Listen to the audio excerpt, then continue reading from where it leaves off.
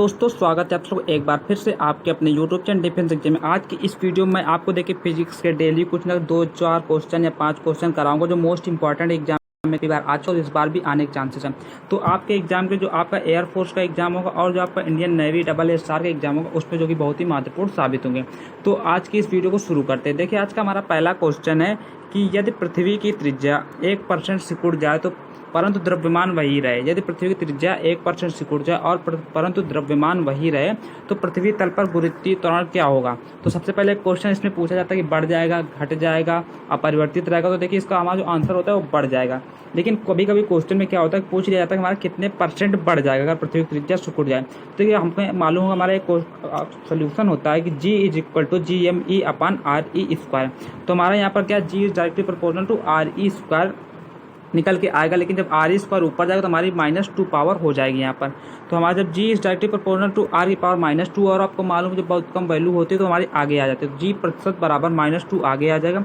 और हमारी त्रिज्या कितनी परसेंट सिकुड़ने के लिए दीजिए, -1%। सिकुड़ रही है मतलब घट रही है, तो यहाँ पर हमारा माइनस चिन्ह लगा हुआ है। तो जब हमारा -2 का मल्टीप्लाई -1 से होगा तो हमारा कितना 2% आंसर आ जाएगा। और हमारा प्लस में आएगा, इसका मतलब क्या हमें समझ में आ रहा है कि हमारा इंक्रीज करेगी वैल्यू। तो जब 1% सिकुड़ेगी तो हमारी कितनी वैल्यू बढ़ जाएगी, 2% बढ़ जाएगी। तो ये क्वेश्चन काफ़ी बार एग्जाम में आ चुका है और इस बार भी आपके एग्जाम में आ सकता है। तो प्लीज़ इसे अच्छे से देख लीजिएगा। उसका देखिए हमारे नेक्स्ट क्वेश्चन, यम द्रव्यमान की वस्तु को पृथ्वी तल से आनत तक फेंकने के लिए आवश्यक गतिज ऊर्जा होगी। ये क्वेश्चन नेवी डबल स्टार में पूछा जा चुका है कई बार और एयरफोर्स में भी। तो इस क्वेश्चन को भी अच्छे से देखिएगा। यम द्रव्यमान की वस्तु को पृथ्वी तल से अनंत तक फेंकने के लिए आवश्यक गतिज ऊर्जा होगी। तो आपको एक देखिए फार्मूला मालूम होगा, VE पर इक्वल टू क्या हमारा होता है √2GRE।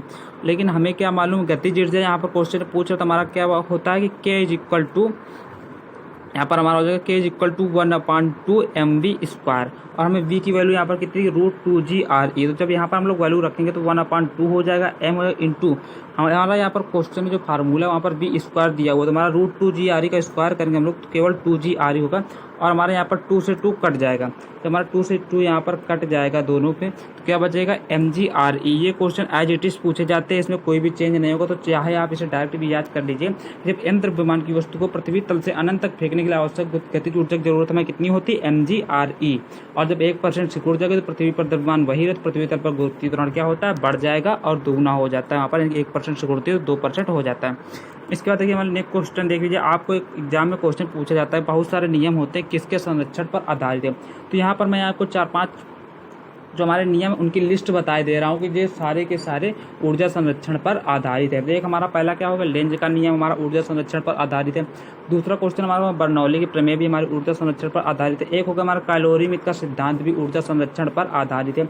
और KVL का मतलब होगा यहाँ पर किरचॉफ का जो वोल्टेज लॉ है, यानी किरचॉफ का जो वोल्टेज का नियम है वो भी हमारा किसके, कंजर्वेशन ऑफ एनर्जी पर आधारित, यानी ऊर्जा संरक्षण पर आधारित। उसके बाद हमारा जो क्वेश्चन है कि ऊष्मागतिकी का प्रथम एयरफोर्स XY ग्रुप में पूछा जा चुका है कि ऊष्मागतिकी का प्रथम नियम किस पर आधारित, ऊर्जा संरक्षण पर आधारित है।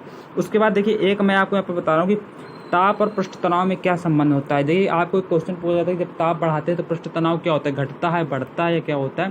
तो यहाँ पर मैं आपको बताऊँ, जब ताप बढ़ाते हैं तो पृष्ठ तनाव की वैल्यू क्या होती है, कम होती है। यानी ताप बढ़ाने पर पृष्ठ तनाव घटता है। और जब ताप बढ़ाते हैं तो हमारे पृष्ठ तनाव की वैल्यू ऐसी आती है जिसे हम क्रांतिक ताप कहते हैं और वहाँ पर पृष्ठ तनाव हमारा कितना, 0 हो जाता है। और ये क्वेश्चन भी कई बार एग्जाम में पूछा जा चुका है कि ताप बढ़ाने पर पृष्ठ तनाव पर क्या प्रभाव पड़ता है। तो ताप बढ़ाने पर पृष्ठ तनाव क्या होता है, घटता है। दोस्तों इसी प्रकार के क्वेश्चन प्लीज अगर आपको और चाहिए तो आप प्लीज़ कमेंट करके जरूर बताइएगा और वीडियो को लाइक एंड शेयर जरूर करिएगा। Thanks for watching.